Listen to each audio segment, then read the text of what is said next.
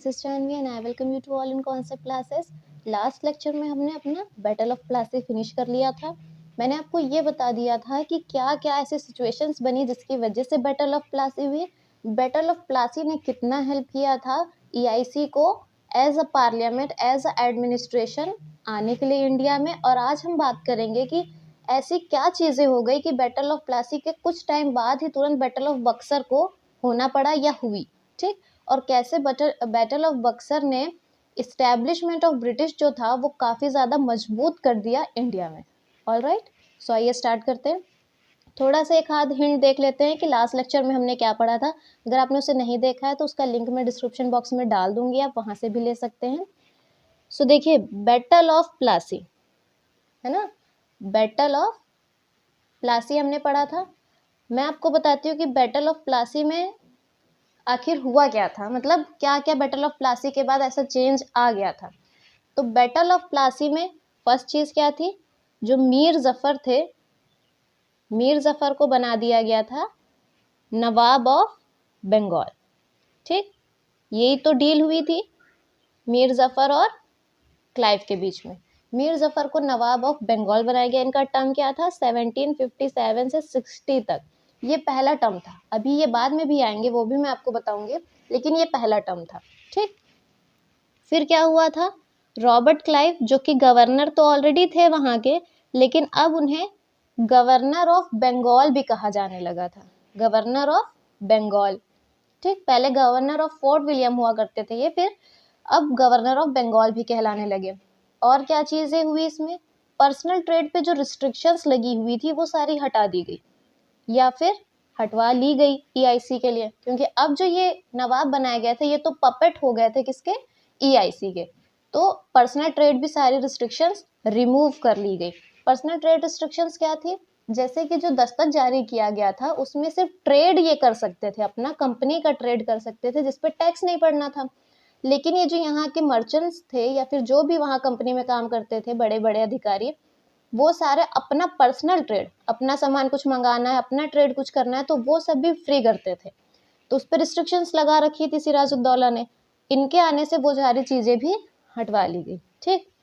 और क्या किया गया था, 2 करोड़ की इंडेमनिटी ली गई थी, वॉर इंडेमनिटी, मतलब कि जो नुकसान हुआ था उसका भरपाई किया गया इससे, ये बंगाल के खजाने से दिया गया था, ठीक। और देखिए, जैसे मैंने आपको पहले भी बताया था, बंगाल सिर्फ बंगाल नहीं था, बंगाल में बिहार, उड़ीसा और पूरा बंगाल का प्रोविंस था। तो उन सब पर से क्या कर लिया गया, फ्री ट्रेड, मतलब वहां पर ही अब ईआईसी फ्री ट्रेड करेगी पूरे प्रोविंस में। तो अब ये तो समझदार भी समझ सकते हैं, क्योंकि वो थे ही कंपनी वाले, वो आए ही ट्रेड करने थे, तो उनके लिए ये तो बहुत ही, यही इसी के लिए तो वो सब कुछ कर ही रहे थे। और सुनिए, एक जो सबसे बड़ा काम किया गया था, एक डिस्ट्रिक्ट है बंगाल में, अभी भी वो डिस्ट्रिक्ट है, अभी वो डिवाइड हो गया है। पहले पूरा उसका नाम था 24 परगना डिस्ट्रिक्ट, ठीक। अब ये 24 नॉर्थ और 24 साउथ में डिवाइड है। पहले ये पूरा था, इसकी पूरी जमींदारी रॉबर्ट क्लाइव के नाम कर दी गई मेनली, ठीक। तो अब ये समझ लीजिए कि पूरे बंगाल के सबसे बड़े 24 परगने, इतनी बड़ी जगह की पूरी जमींदारी रॉबर्ट क्लाइव के अंडर आ गई। जो कंपनी अभी तक सिर्फ ट्रेड कर रही थी, उसके किसी एक, रॉबर्ट क्लाइव कोई बहुत बड़ी पोस्ट पे नहीं थे लंदन में, लेकिन यहाँ आके वो इंडिया में इतने बड़े प्रोविंस, इतने बड़े रिच फर्टाइल एरिया के, इतने बड़े एरिया के जमींदार बन गए थे। तो सबसे बड़े जमींदार बन गए थे ये इस बैटल ऑफ प्लासी के बाद। समझ में आया, सारे राइट्स इनके रिस्टोर कर दिए गए थे। और क्या हुआ था, जो फ्रेंच फैक्ट्रीज पे इन्होंने हमला किया था, याद है आपको, फ्रेंच फैक्ट्रीज पे हमला जो किया था, वो सारी जो फैक्ट्रीज थी फ्रेंच फैक्ट्रीज, वो भी अब सब ईआईसी के नाम कर दी गई थी। तो ये मेन पॉइंट्स थे कुछ जो बैटल ऑफ प्लासी के बाद कंक्लूड किए गए, ठीक। अब बात करते हैं कि बैटल ऑफ बक्सर के क्या क्या रीजन बन गए। बैटल ऑफ प्लासी में जब इतना कुछ ईआईसी को मिल गया था, तो बैटल ऑफ बक्सर करने की जरूरत क्या पड़ी, ठीक। सो चलिए उससे स्टार्ट करते हैं। बैटल ऑफ प्लासी हो गई, सब कुछ हो गया, लेकिन अब मीर जफर को ये बात समझ में आने लगी थी कि ये जो उन्होंने डील की वो बहुत गलत डील कर ली थी। गलत डील क्यों कर ली थी, एक तो ये जो इंडेमनिटी दी गई, इसकी वजह से पूरा जो बंगाल का खजाना था वो खाली हो गया था। इनके पास इतना पैसा ही नहीं बचा था कि ये बंगाल को रन कर सके। और इनको जो ये पोस्ट मिली थी वो ईआईसी के लिए ने दिलवाई थी, तो ये एक पपेट की तरह ही हो गए थे ईआईसी के लिए। जब उनका जो मन आता था वो आके करवा लेते थे। कोई ज़्यादा वो मतलब जो रिस्पेक्ट दी जाती थी एक नवाब को वो इनको मिलती नहीं थी, जिसकी वजह से ये काफ़ी ज़्यादा परेशान हो गए थे कि ना ये बंगाल चला पा रहे थे, ना इनके खजाने में कुछ था, और जो नवाब को जो एक ओहदा मिला होता है वो भी नहीं था। तो इन्होंने क्या किया, इन्होंने डच को इनवाइट किया। अब ध्यान से सुनिएगा कि ये सब बैटल ऑफ प्लासी से बैटल ऑफ बक्सर की तरफ कैसे मूव हुआ। इन्होंने डच को इनवाइट किया। क्यों? डच को इनवाइट किया कि आओ और ईआईसी पे अटैक करो। ठीक, ईआईसी पे अटैक करने के लिए बुलाया। इसे ही बोला जाता है battle of Chinsurah. Battle of Chinsurah, याद रखिएगा। ठीक, इसी को क्या बोला जाता है? Battle of Chinsurah. हुई कब थी ये? 25 नवंबर 1759। देखिए 1757 में तो ये आए और 59 में इन्होंने क्या कर दिया, डच को इनवाइट करके ईआईसी पे अटैक करवा दिया। जब ये अटैक करवा दिया तो देखिए बहुत मतलब डच इतने कमज़ोर निकले इनके सामने कि ईआईसी वालों ने बहुत जल्दी डच को हरा दिया। और जैसे ही हराया, अब जो रॉबर्ट क्लाइव थे उनको और गुस्सा आ गई कि हमने आपको नवाब बनवाया और आप हमारे ही खिलाफ ये सब कर रहे हैं। समझ में आया? तो इन्होंने क्या किया, इन्होंने जैसे जितनी आसानी से इनको बंगाल ऑफ नवाब बनाया था मीर जफ़र को, उतनी ही आसानी से इन्हें हटाया। और मीर जफ़र के ही दामाद थे मीर कासिम, इन्हें बना दिया गया बंगाल ऑफ नवाब ऑफ बंगाल। क्या कर दिया गया? इन्हें बना दिया गया बंगाल का नवाब। इनका टर्म क्या था? 60 में आए और 63 तक रहे। ठीक, 3 तक क्यों रहे अब ये भी देखिएगा आगे।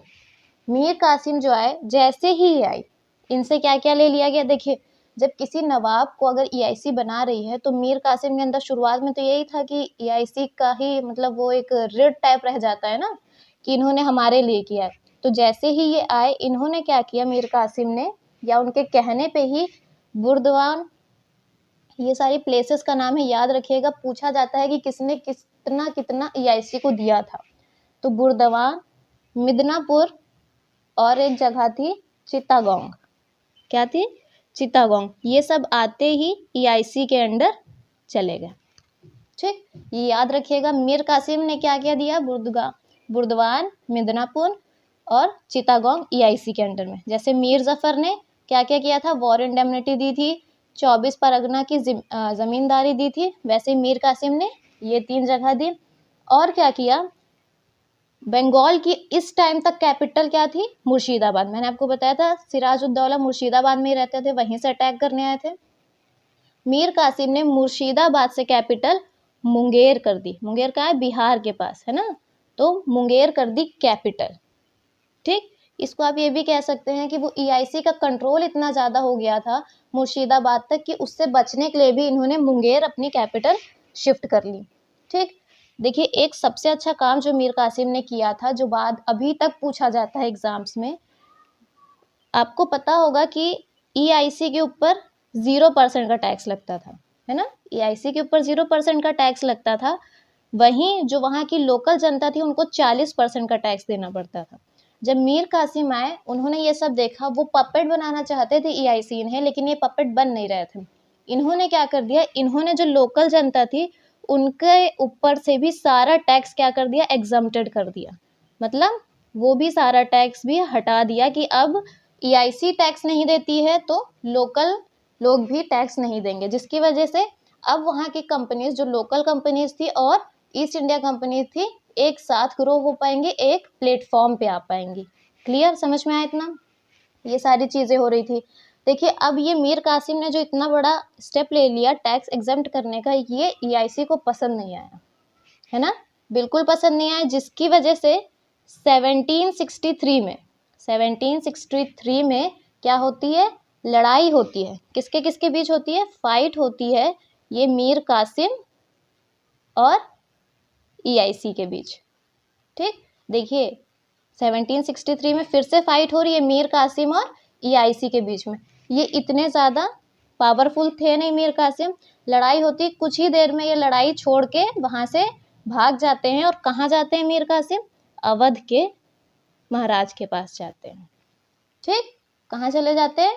वापस चले जाते हैं अवध। अवध चले जाते हैं भाग के, कौन? मीर कासिम। कब हुआ है ये? 63 में। देखिए अभी अभी ये आए थे और फिर 60 में और 63 में क्या हो गया? युद्ध हो गया ईआईसी और मीर कासिम के बीच।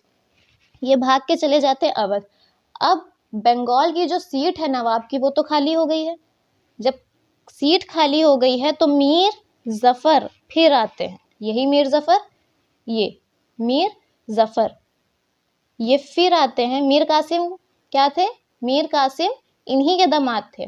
जब मीर कासिम यहाँ पर ही फाइट में हार के अवध चले जाते हैं तो मीर जफर फिर आते हैं और इनको फिर से टर्म दे दिया जाता है 1763 से 65 तक। 65 में इनकी डेथ हो जाती है, इस वजह से ये पद छोड़ते हैं। 1763 से 65 के लिए, मतलब 2 साल के लिए फिर से मीर जफर को बंगाल का नवाब बना दिया जाता है। ठीक, समझ में? आप सुनिए क्या होता है। अब क्या हुआ इसके बाद? मीर कासिम जो थे ये भाग के कहाँ जाते हैं? अवध के नवाब के पास जाते हैं। ठीक, अवध के जो नवाब थे उस समय वो थे शुजा-उद-दौला। कौन थे? शुजा-उद-दौला। काफ़ी रिच थे, काफ़ी पावरफुल थे, मतलब अच्छी खासी इस टाइम पे जो किसी का एम्परर चल रहा था या किसी की अपना नवाबशाही चल रही थी तो वो इन्हीं की चल रही थी। अवध में शुजा-उद-दौला और शाह आलम टू ये थे मुगल एम्परर उस टाइम के। मुगल एम्परर मतलब मैंने बताया था ना वो जो दिल्ली का एरिया था।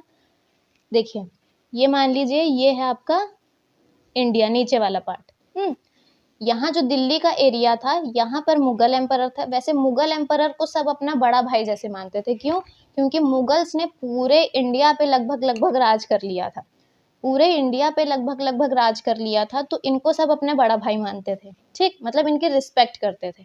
यहाँ पर ही जो लखनऊ वाला एरिया है यूपी वाला, वहाँ पर ही बैठे थे नवाब ऑफ बंगाल और यहाँ पर ही थे नवाब ऑफ अवध और यहाँ पर ही थे नवाब ऑफ बंगाल। क्लियर? तो शाह आलम कहाँ थे? यहाँ पर ही दिल्ली वाले रीजन पे, और अवध के नवाब यहाँ थे और बंगाल यहाँ। देखिए ये शाह आलम जो थे इतने कमज़ोर थे, मतलब इतनी सत्ता अपनी नहीं चला पा रहे थे कि ये जो शाह आलम है वो यहाँ दिल्ली के थे, मुगल एम्परर चला रहे थे अपना, वो आके भाग के बैठे कहाँ थे? अवध के पास। मतलब अवध के नवाब में फैजाबाद में वो बैठे हुए थे। भागे कहाँ से थे? यहाँ से। अपनी सत्ता यही नहीं चला पा रहे थे वो। शाह आलम टू जो मुगल एम्परर थे उनकी हालत ये थी, और जो मीर कासिम थे ये तो भाग के ही गए हुए थे। ठीक, तो ये जो मीर कासिम जब भाग के गए अवध के नवाब के पास, इन्हें समझाते हैं कि हमसे गलती हो गई है और हमने बहुत सारी पावर्स ईआईसी को दे दी, तो उससे हमें क्या करना पड़ेगा? फाइट करना पड़ेगा, वरना हमारे हाथ से सारी चीज़ें निकल जाएंगी। तो ये बात जब अवध के नवाब को बताते हैं वो, तो अवध के नवाब, मुगल एम्परर और मीर कासिम जो अभी नवाब ऑफ बंगाल थे, है ना, तो ये तीनों मिलके क्या डिसाइड करते हैं कि हम ईआईसी एक कंपनी पे हमला करेंगे। समझ में आ रही इतनी बात? ईआईसी पे क्या करेंगे? हमला करेंगे। अब एक चीज़ देखिए, यहाँ पूरा मुगल का एरिया, फिर उसके बाद यहाँ पर ही अवध, यहाँ इतने बड़े बड़े लोग मिलके एक कंपनी पे अटैक करने जा रहे हैं। ये एक देखने का नज़रिया है, लेकिन आप खुद ही सोचिए कि जो थे वो शुजा-उद-दौला ही थे, बाकी शाह आलम तो खुद ही भाग के आए हुए थे। मीर कासिम भी यहाँ से भाग के गए थे, तो उनके पास जितने भागे हुए सैनिक थे बस उतनी ही पावर थी। तो ये लोग अटैक करते हैं किस पे? ईआईसी पर। समझ में आया? और इसी लड़ाई को नाम क्या दिया जाता है? Battle of Buxar. I think अब आपको क्लियर हो रहा होगा। बैटल ऑफ बक्सर कब होती है? ये 1764 में। देखिए 63 में तो ये लड़ाई हुई, ये भाग के गए। 64 में फिर बैटल ऑफ बक्सर हुई। अब आपको समझ में आया कि बैटल ऑफ पानीपत के बाद बैटल ऑफ बक्सर की जरूरत क्यों पड़ी थी। क्लियर? अब देखिए बैटल ऑफ बक्सर होती है जिसमें ये अवध के नवाब, शाह आलम, मीर कासिम, ये सब मिला के 50,000 ट्रूप्स लाते हैं।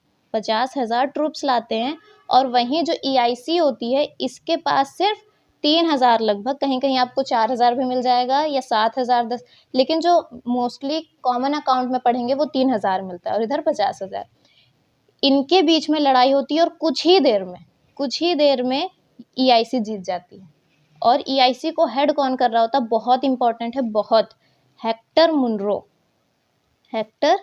मुनरो उस टाइम क्या कर रहे होते हैं, ये EIC को लीड कर रहे होते हैं। इनकी स्ट्रेटजीज इतनी फेमस थी, तो जब ये आते हैं कुछ ही देर में, बस कुछ ही देर में पूरा युद्ध समाप्त कर देते हैं। देखिए इनके 50,000 ट्रूप्स थे, इनके सिर्फ 3,000 थे, फिर भी इनके बीच लड़ाई होती है और EIC जीतती है। जब जीतने लगती है तो अवध के जो नवाब होते हैं शुजा-उद-दौला, ये बैटलफील्ड से भाग जाते हैं। मीर कासिम ये भी भाग जाते हैं, ये इनको तो बाद में पकड़ लेती है EIC, लेकिन जो मीर कासिम होते हैं वो ऐसा भागते हैं कि उनको कोई पकड़ नहीं पाता है। फिर बाद में उनके बारे में कहीं अब हिस्ट्री में उसके बाद जिक्र नहीं आता है, कहीं एकाध पता चल जाता है कि ये बाद में कोलकाता के ही गलियों में सड़कों में भीख मांगते हुए इनकी डेथ हो गई, लेकिन ऐसा कुछ अकाउंट आपको क्लियर नहीं मिलेगा। शाह आलम जो 2 थे, ये क्या कर लेते हैं, EIC वाले इनको बंदी बना लेते हैं। क्लियर, शुजा-उद-दौला भाग गए थे लेकिन इनको पकड़ लिया जाता है, शाह आलम इनके प्रिजन में चले जाते हैं, मीर कासिम भाग जाते हैं। समझ में आ गया रिजल्ट क्या निकला बैटल ऑफ बक्सर का। ठीक, अब विक्ट्री हो चुकी थी EIC की। अब देखिए EIC चाहता तो उसके पास पूरा बंगाल का प्रोविंस, अवध और पूरा इधर मुगल एम्परर, ये सबको जीत लिया था EIC ने। समझ में आया। अब देखिए ये EIC जब विक्ट्री कर लेती है तो उसके बाद अब इनको निगोशिएट करना होता है इन राजाओं के साथ या इन नवाब के साथ। तो हेक्टर मुनरो एक ट्रेड थे या अपनी मिलिट्री को लीड कर रहे थे, ये इतनी बड़ी डील ये कर नहीं पाते, या फिर इन्होंने सही नहीं समझा करना। तो इन्होंने क्या, अपनी कंपनी फोर्ट विलियम जो वहाँ पर ही मेनली थी, वहाँ पर ही बताया कि हमने इन सबको हरा दिया है, तो अब इनसे निगोशिएट करिए। वहाँ के लोगों ने भी सोचा कि इससे अच्छे से निगोशिएट कौन कर सकता है इन सब से, तो फिर से देखिए ये जो यहाँ पर ही टर्म था रॉबर्ट क्लाइव का, वो कितना था 57 से 60 तक, यहाँ तक वो रहते हैं, अपना गवर्नर का पद निभाते हैं, सब काम करते हैं, उसके बाद वापस लंदन चले जाते हैं। जब वापस लंदन जाते हैं तो इतना सोना इतना सब कुछ लेके जाते हैं कि वहाँ लंदन में ये कुछ नहीं थे, वहाँ लंदन में जाके इन्होंने अपने लिए पार्लियामेंट में सीट खरीद ली थी। तो सोचिए कितना सारा पैसा, कितना सारा धन यहाँ से लेके गए थे। ये बढ़िया वहाँ अपनी ज़िंदगी जी रहे थे मस्त एकदम।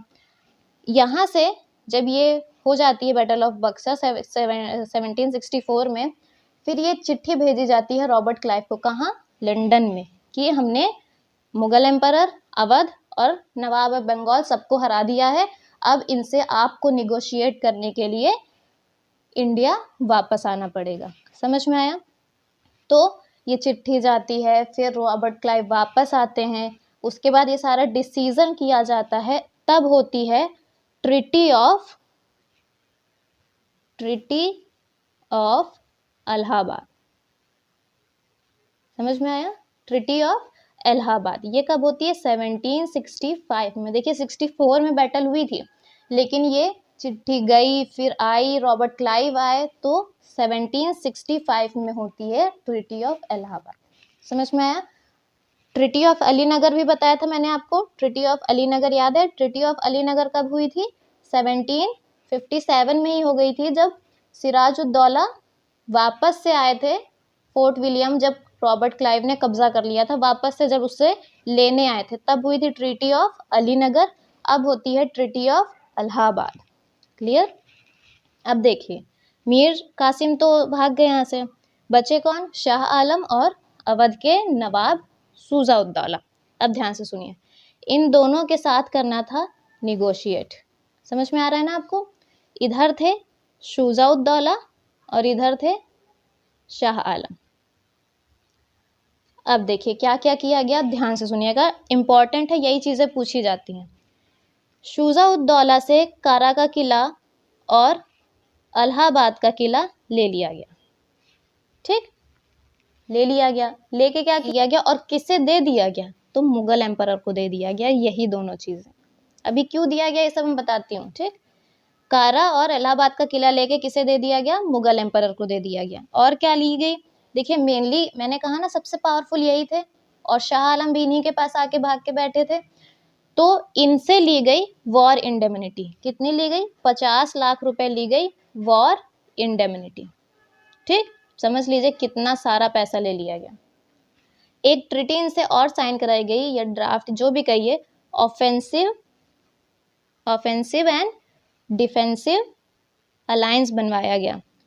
मतलब देखिए ऑफेंसिव डिफेंसिव का मतलब क्या था, यहाँ पर ही था अवध, ठीक, यहाँ पर ही नीचे मराठा थे, यहाँ पर ही बंगाल का प्रोविंस था। इन्होंने अवध पे ऑफेंसिव डिफेंसिव इसलिए लगाया कि कभी कभी मान लो अगर हम मराठा पे अटैक करना चाहे, वैसे कर नहीं सकते थे क्योंकि अभी ये इतने पावरफुल नहीं हुए थे, अगर कभी हम मराठास पे अटैक करना चाहें तो आप हमारे साथ लड़ेंगे, और कभी मान लीजिए मराठा ने हम पे अटैक किया तो आप हमारे साथ लड़ेंगे। ये थी ऑफेंसिव एंड डिफेंसिव अलायंस। ठीक, और क्या किया गया? अब देखिए ये तो व्यापारी थे तो फ्री ट्रेड तो इनको चाहिए ही था, फ्री ट्रेड भी ले लिया। क्लियर, इतना समझ में आ गया? ये हुआ शुजा उद दौला के साथ। फिर आते हैं शाह आलम, इनको ये कारा एंड इलाहाबाद का किला दे दिया गया।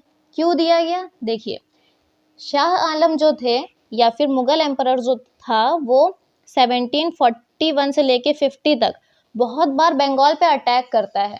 बहुत बार बंगाल पे अटैक क्यों करता है? कि ये बंगाल को अपने कब्जे में लेना चाहते थे। इसलिए इन्होंने क्या किया, शाह आलम को कारा और इलाहाबाद का किला दिया और उसी में उनको क्या कर लिया, प्रिजनर बना लिया। मतलब सब चीज दिया उनको, वहां का नवाब डिक्लेयर कर दिया, सब कुछ किया, सारी चीजें दी उनको, एक राजा बना के भी रखा, उनका ओहदा भी दिया, लेकिन उनसे सारी पावर छीन ली गई। वो इसी इलाहाबाद के यहाँ किले में क्या बना दिए गए, प्रिजनर बना दिए गए। समझ में आया? ये तो हुआ इनके साथ। अब ध्यान से सुनिए, मैंने आपसे क्या कहा, मुगल का जो एम्परर था उसने सब पे राज किया था और सब इसको बड़ा भाई की तरह ही मानते थे, अभी भी इन्हीं की पावर सुप्रीम मानते थे लोग। तो जो मुगल एम्परर थे उनसे ये कहा गया कि जैसे मान लीजिए कि अभी हमारी गवर्नमेंट है, स्टेट गवर्नमेंट होती है, सेंट्रल गवर्नमेंट होती है, तो सेंट्रल गवर्नमेंट स्टेट गवर्नमेंट के अंदर है ना, सेंट्रल गवर्नमेंट के अंदर आती है स्टेट गवर्नमेंट, तो उसको ऑर्डर दे सकती है। वैसे ही ये मुगल एम्परर भी था। तो मुगल एम्परर से कहा गया कि आप दीवानी राइट, अभी देखिए 65 में मीर जफर को बैठाया गया था, है ना, मीर जफर को बैठाया गया था फिर से, और मीर जफर की 65 में हो जाती है डेथ। तो अब मीर जफर के बाद बंगाल का नवाब इन्हीं के बच्चे ही बनाए जाते हैं, छोटे छोटे बच्चे होते हैं, कोई 14 साल का, 15 साल का, तो इनसे ज्यादा ये यूजलेस थे। तो क्या कहा जाता है इनसे, शाह आलम से, कि आप हमें, क्योंकि मुगल का जो है वो बंगाल के नवाब को ऑर्डर दे सकता है, इसलिए आप हमें बंगाल के जो दीवानी राइट्स है, मतलब रेवेन्यू कलेक्शन, टैक्स कलेक्शन का जो जितना भी, पहले इनके ऊपर क्या था, दस्तक जारी था कि ये टैक्स नहीं देंगे। अब इन्होंने कौन सा राइट मांग लिया कि जितने टैक्स यहाँ कलेक्ट होंगे वो सारे राइट्स हमें दे दीजिए। समझ में आया? ये मास्टर स्ट्रोक खेला रॉबर्ट क्लाइव में। वो चाहते तो इन सबको खत्म करके यहाँ सब पर राज कर सकते थे, लेकिन ऐसा नहीं किया उन्होंने। समझ में आ रहा है क्यों नहीं किया? ये सारी चीजें देख के, दीवानी राइट किसके किसके, बंगाल, बिहार और उड़ीसा, इन सब के क्या किए, दीवानी राइट्स ले लिए, मतलब टैक्स कलेक्शन के लिए सारी अथॉरिटी अपने पास ले ली। ठीक, और क्या किया, इनको 26 लाख पेंशन में देते थे EIC वाले। ये हो गई इनके साथ डील। समझ में आ गया? एकदम क्लियर हो गया कि ट्रिटी ऑफ इलाहाबाद क्यों हुई, बैटल ऑफ बक्सर के बाद 1 साल बाद क्यों हुई है। क्लियर सब कुछ? अब देखिए, इसी को कहा जाता है master stroke of Robert Clive. अब ये एक क्वेश्चन पूछा जाता है कि क्यों ये डील की गई, क्यों EIC ने इन सबको खत्म करके यहाँ अपना सब कुछ क्यों नहीं बना लिया। तो ध्यान से सुनिए, ये जो मराठास और जो यहाँ पर ही जितने भी राजा थे वो सब स्ट्रांग थे। अगर वो मुगल, मैंने भी कहा कि वो मुगल को अपना अगर बड़ा भाई मानते थे, तो अगर मुगल को खत्म कर देते वो, तो ये यहाँ पर ही बगावत कर देते सब लोग। और इतनी पावरफुल EIC नहीं थी कि सबको कंट्रोल कर सकती। एक तो ये रीजन था। ठीक, दूसरा रीजन क्या था, अवध को बफर बना दिया था। अवध को बफर बना दिया था तो मराठा अटैक उनके लिए अब कम पड़ सकता था, है ना। अवध को बफर क्यों बनाया था? कि मराठा उन पे अटैक ना कर पाए। तो अगर वो बफर को खत्म करके यहाँ पर ही खुद आ जाते तो मराठा तो सीधा सीधा अटैक करते। ठीक। और क्या रीजन? जो लंदन में सरकार चल रही थी वो इस सरकार को परमिशन नहीं देती। वो कहते कि आप तो एक प्राइवेट कंपनी थी, एक सरकार जो है वो तो लंदन में चल रही है, आप यहाँ पर ही पूरा अथॉरिटी क्यों चाह रहे हैं? और ये जो EIC वाले थे ये खुद भी टेरिटरी चाहते नहीं थे, इन्हें सिर्फ ट्रेड से मतलब था कि हमें सब जगह ट्रेड अच्छे से करने के लिए मिल जाए। क्लियर? इसलिए ये सारा काम किया गया। समझ में आ गया इतना? अब देखिए ये 65 से लेके कब 1765 से लेके 72 तक, देखिए बहुत इंपॉर्टेंट डेट है ये। इस टाइम पे बंगाल में चलती है डुअल गवर्नमेंट। क्या चलती है? Dual government. डुअल गवर्नमेंट का क्या मतलब था? दो सिस्टम यहाँ पर ही चलाए गए। क्या? निजामत एक होता था और एक होता था रेवेन्यू कलेक्शन। ध्यान से देखिएगा, जो निजामत कलेक्शन था उसमें सिविल एडमिनिस्ट्रेशन आता था। क्या आता था? सिविल एडमिनिस्ट्रेशन और क्रिमिनल जस्टिस। क्रिमिनल जस्टिस हो गया in the sense law and order, police. ठीक। अब देखिए, और रेवेन्यू में टैक्स कलेक्शन हो गया। सिंपली डबल गवर्नमेंट या ड्यूअल गवर्नमेंट से क्या मतलब है यहाँ पर ही कि जो भी सड़कें बनाना, हॉस्पिटल बनाना, जो लोगों के लिए जितने लोकल काम होने हैं और उनकी जस्टिस, पुलिस को मेंटेन करना निजामत कहा जाता था। और ये निजामत किसे दिया गया? बंगाल के नवाब को। जो भी बनाया गया, यही जो बच्चे बन रहे थे, बंगाल ऑफ नवाब को दिया गया। क्लियर? और जितना भी टैक्स कलेक्शन का हाथ था, जितना भी टैक्स कलेक्शन जमा होगा वो चला गया EIC के पास। अब ध्यान से देखिए, आप आज की गवर्नमेंट देखिए, हमारी जो गवर्नमेंट होती है उसका मेन काम क्या होता है? टैक्स कलेक्शन, है ना? टैक्स कलेक्शन होती है, उसी से वो अपना सारा काम चलाती है, उसी से ही सारा डेवलपमेंट हो रहा होता है उस स्टेट में या उस देश में। अब EIC ने जब टैक्स अपने हाथ में लिया, इट मीन्स ये पहला इंटरफेरेंस था EIC का किसमें? एडमिनिस्ट्रेशन में। समझ में आ रहा है? ऐसे समझ लीजिए कि मान लीजिए यूपी है, यहाँ पर स्टेट गवर्नमेंट चल रही है अपनी। स्टेट गवर्नमेंट का काम क्या है? वो ये सब भी देखे और टैक्स भी कलेक्ट करे। टैक्स कलेक्ट करेगी, वही पैसा इसमें लगना है। तो अगर यहाँ यूपी में कोई प्राइवेट कंपनी आके ये अपने हाथ में ले लेती है और ये चीज़ सिर्फ सरकार के हाथ में रखती है, तो अब आप समझ लीजिए कि मेन सरकार चला कौन रहा है? ये की है। इसीलिए इसे बोला जाता है कि ये पहला इंटरफेरेंस था EIC का एडमिनिस्ट्रेशन में, जिसे एडमिनिस्ट्रेशन से इस छोटे से हाथ से पूरे इंडिया पे आ गई थी ब्रिटिश। समझ में आया? क्लियर हो गया इतना? अब देखिए, ये सिस्टम बना तो दिया इन्होंने, लेकिन बहुत मुश्किल था EIC के लिए ये काम करना। वो कभी इन सब में पड़ी नहीं थी, कोई भी कंपनी रेवेन्यू कलेक्शन सब में पड़ती नहीं, वो सिर्फ अपना ट्रेड करती है। तो जिसकी वजह से EIC ने बाद में क्या किया? 2 नवाब, डिप्टी नवाब अपॉइंट किए, जो कि थे इनके पपेट ही। क्यों? कि आप हमें सारा रेवेन्यू कलेक्ट करके देंगे। ठीक, समझ में आ गया? क्या किया EIC ने? 2 नवाब अपॉइंट किए जो कि इनको टैक्स कलेक्ट करके देते थे। अब सुनिए और क्या कर लिया था? मिलिट्री का जो सारा काम था, मिलिट्री और फॉरेन अफेयर का काम भी अब इन्हीं के हाथ में आ गया था, EIC के हाथ में। मिलिट्री और फॉरेन अफेयर्स भी कौन देखेगा? अब EIC देखेगी। देखिए, टैक्स कलेक्शन जो कर रही है, जो टैक्स कलेक्ट कर रही है, तो बाहर से कोई कंपनी आएगी उससे भी टैक्स यही कलेक्ट करेगी, और जब यही टैक्स कलेक्ट करेगी तो फॉरेन अफेयर इसने मैनेज कर लिए। मिलिट्री क्यों करेगी? बाहर से कोई आ रहा है तो उसकी सुरक्षा वगैरह, ये अपने लिए चार्टर में भी अपने लिए आर्मी लेके ही आए थे, वो सब मिलिट्री भी इनके अंदर आ गई। क्लियर? समझ में आ गया? इतनी सारी चीज़ें हो गई। और इन्होंने क्या किया? एक बहुत ही खराब चीज़ जो की, इतना सारा रेवेन्यू जमा करने के बाद बंगाल के नवाब को कितना देते थे, या निजामत के लिए कितना पैसा देते थे? तो शुरुआत में सिर्फ 56 लाख, समझ लीजिए 56 लाख रुपीस देते थे ये पूरे बंगाल को चलाने के लिए। और 2 साल बाद तो इन्होंने इसे भी 33 लाख ही कर दिया। समझ में आया? क्लियर हुआ? समझ में आ गया? इतना सब ड्यूअल सिस्टम क्या था? निजामत और रेवेन्यू था। निजामत किसे दिया? नवाब ऑफ बंगाल। रेवेन्यू किसके पास रखा? खुद के पास रखा। इसे मैनेज करने के लिए 2 डेप्यूटी नवाब अपॉइंट किए गए और मिलिट्री फॉरेन अफेयर अपने हाथ में लिया। 56 लाख रुपए देते थे बस इसके लिए, और बाद में उसे घटा के 33 लाख कर दिया। ये था ड्यूअल गवर्नमेंट में।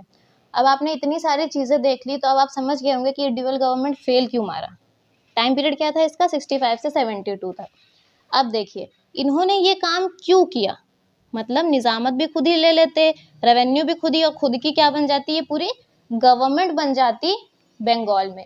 इन्होंने ऐसा क्यों नहीं किया, ये ड्यूअल गवर्नमेंट चलाई क्यों, ये भी तो पूछा जाता है। ये ड्यूअल गवर्नमेंट की जरूरत क्या पड़ी इन्हें।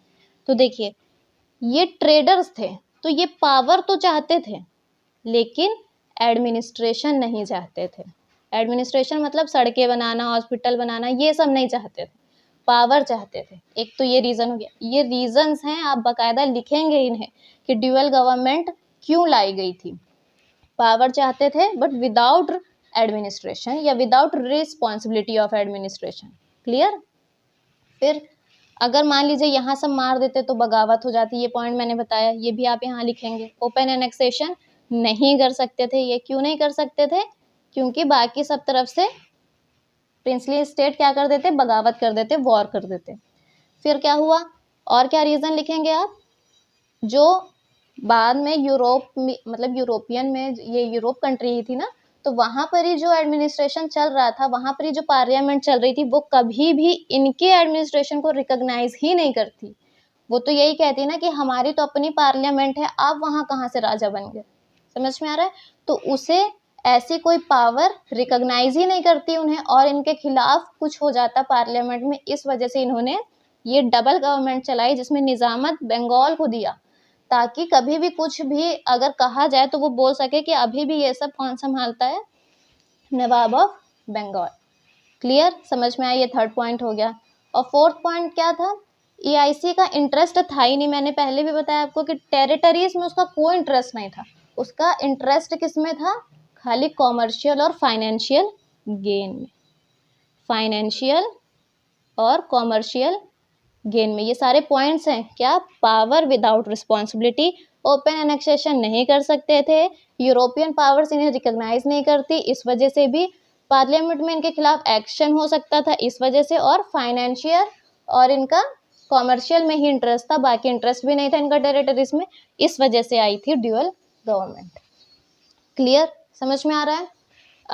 अब लास्ट पॉइंट, बस खत्म ही होने वाला है। लास्ट पॉइंट क्या है कि ड्यूअल गवर्नमेंट फेल क्यों हो गई, फेल क्यों हो गई ड्यूअल गवर्नमेंट। देखिए इन सब के प्रॉपर नोट्स आपको अच्छे से मिलेंगे, ये नहीं है, बिल्कुल अच्छे से मिलेंगे टेलीग्राम चैनल में, आप वहाँ से ले लीजिएगा। मैं आपको बस ये समझा रही हूँ एक टाइम थ्रू के, एक चार्ट के थ्रू। क्लियर, फेल क्यों हो गए, देखिए इस वजह से। देखिए 56 लाख देते थे, 2 साल बाद तो उसे भी 33 लाख कर दिया, जिसकी वजह से यहाँ की जो लाइफ थी लोकल पीपल की मिजरेबल हो गई।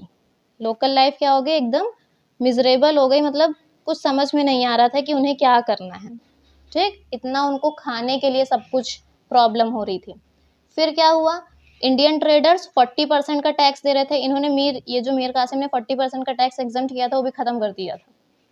तो लोकल गवर्नमेंट 40% टैक्स दे रही थी और उनको पैसा इतना ही उनके लिए था। ठीक, और वहीं ईआईसी 0% टैक्स दे रही थी। एक तो दूसरा रीज़न हो गया ये। फिर क्या हुआ, फार्मर्स के वेलफेयर में कोई काम नहीं किया गया। जो डिप्टी नवाब थे उन्होंने भी कुछ भी नहीं सोचा। तीसरा पॉइंट हो गया। फोर्थ पॉइंट मोस्ट इम्पॉर्टेंट, 1769 में और 72 इतने टाइम पीरियड के लिए यहाँ पड़ती है बंगाल की ग्रेट फेमाइन, कहा जाता है इसे आज भी। ग्रेट फेमाइन क्यों कहा जाता है, इस ग्रेट फेमाइन ने बंगाल की 30% पॉपुलेशन को सीधा सीधा मार दिया। समझ लीजिए अगर 100 लोग हैं तो 30 इस ग्रेट फेमाइन से ही मर गए। फेमाइन भूखमरी, ठीक, फेमाइन से मर गए 30% लोग। अब आप समझ जाइए कि क्यों फेल मारी होगी। उसके बाद अब एक चीज़ मैंने आपको पहले क्या बताया था, जब यहाँ से रॉबर्ट क्लाइव वापस गए थे अपने साथ बहुत पैसा लेके गए थे, पार्लियामेंट में सीट खरीद ली थी, है ना। और देखिए यहाँ पर ही करप्शन स्टार्ट हो गया था। क्यों स्टार्ट हो गया था, पर्सनल ट्रेड पर से भी तो रिस्ट्रिक्शन रिमूव करवा ली थी। अगर पर्सनल ट्रेड से रिस्ट्रिक्शंस रिमूव हो गई थी तो अब इसमें करप्शन इतना था कि वहाँ के जो व्यापारी थे ईआईसी के बेहद करप्ट हो चुके थे। ठीक, तो जिससे कंपनी का मुनाफा कम हो गया था, पर्सनल मुनाफा ज़्यादा हो गया था। ब्रिटिश को ये समझ ही नहीं आ रहा था कि कंपनी इतने डाउनफॉल में क्यों जा रही है, जबकि रॉबर्ट क्लाइव जैसे बड़े बड़े जो लोग हैं वो इतना ज़्यादा पैसा लेके आ रहे हैं, जिसकी वजह से स्कैंडल भी हो गया पार्लियामेंट में। ठीक, स्कैंडल क्या हुआ, यही मतलब मैं जल्दी से बता देती हूँ। रॉबर्ट क्लाइव जब वहाँ पहुँचते हैं तो उनके जो खिलाफ होते हैं लोग, वो सब इनके खिलाफ कौन है वो आगे लेक्चर में मैं बताऊंगी। ठीक, जो उनके खिलाफ होते हैं लोग, वो इनके खिलाफ क्या करवा देते हैं, फाइलें खुलवा देते हैं। फाइलें मतलब कि ये सारा पैसा कहाँ से आ रहा है, इतना सब रिच कैसे हो गए, जबकि कंपनी डाउनफॉल हो रही है, इतना लोन मांग रही है, इनके पास इतना पैसा कहाँ से आया। स्कैंडल करवा देती है, मतलब स्कैंडल हो जाता है पार्लियामेंट में। रॉबर्ट क्लाइव के खिलाफ बहुत ज़्यादा, वहाँ फ्री प्रेस थी उस टाइम ना, फ्री प्रेस थी, तो वहाँ ये सब बातें छप जाया करती थी। तो फेमाइन पड़ गई। अब ब्रिटिशर्स को भी ये सब अच्छा नहीं लग रहा था कि ये हो क्या रहा है, ये तो वहाँ पर ही एआईसी अपनी सरकार ही बना रही है। ठीक, ये भी रीज़न बन के आया। उसके बाद 1772 में वॉरेन हेस्टिंग को अपॉइंट कर दिया जाता है गवर्नर जनरल के लिए, गवर्नर के लिए, जिन्होंने आके दीवानी राइट ख़त्म किया। ठीक, तो ये था फेल क्यों मानी, लोकल लाइफ मिजरेबल हो गई, 40% टैक्स, फार्मर के लिए कोई भी सुविधा नहीं। इसमें फिर 69-72 तक ग्रेट फेमाइन पड़ी, जिसका 30% पॉपुलेशन क्या हो गई, सीधी सीधी खत्म हो गई। ये था क्यों फेल हुई ड्यूअल गवर्नमेंट। समझ में आ गया, ये था बैटल ऑफ बक्सर। इसके आगे हम प्रोसीड करेंगे आगे लेक्चर्स में, लेकिन ये था overall battle of Buxar. Clear हो गया, समझ में आ गया। क्या हुआ, बैटल ऑफ प्लासी हुई, उसके बाद मीर जफर आए, मीर जफर के बाद उनके दामाद मीर कासिम आए, मीर कासिम के बाद मीर जफर फिर आए, मीर कासिम कहाँ गए, अवध और शाह आलम के पास। इन्होंने मिलकर की battle of Buxar. Battle of Buxar के बाद हुई treaty of Allahabad. Treaty of Allahabad Shuja और शाह आलम के साथ। कारा इलाहाबाद का किला लेके मुगल को दिया गया, 50 लाख की वॉर इंडेमनिटी ली गई। ऑफेंसिव और डिफेंसिव अलायंस बनाया गया, इधर से फ्री ट्रेड एग्रीमेंट भी साइन हुआ। फिर यहाँ इलाहाबाद में इनको प्रिजनर बना के रखा गया, बंगाल बिहार उड़ीसा का रेवेन्यू राइट भी ले लिया गया, 26 लाख पेंशन इन्हें दी गई। रॉबर्ट क्लाइव ने मास्टर स्ट्रोक खेला था ये। उसके बाद 65 से 72 तक ड्यूअल गवर्नमेंट चलती है। ड्यूअल गवर्नमेंट बनाई क्यों गई थी, इस वजह से power, responsibility, open annexation, financial, commercial. फिर ये गवर्नमेंट फेल क्यों हो जाती है, ये रहे क्लियर। ये थी battle of Buxar. I think आपको ये क्लियर हो गई होगी। तो हम आज का लेक्चर यहीं स्टॉप करते हैं, नेक्स्ट लेक्चर में मिलेंगे नेक्स्ट अच्छे से टॉपिक के लिए। आप इसको अच्छे से प्रिपेयर करिए। इसके नोट्स आपको मिल जाएंगे मेरे टेलीग्राम चैनल में, उसका लिंक डिस्क्रिप्शन बॉक्स में होता है, या मेरे अबाउट सेक्शन से ले लीजिए। एंड हम नेक्स्ट लेक्चर मिलेंगे, तब तक के लिए thank you and bye bye.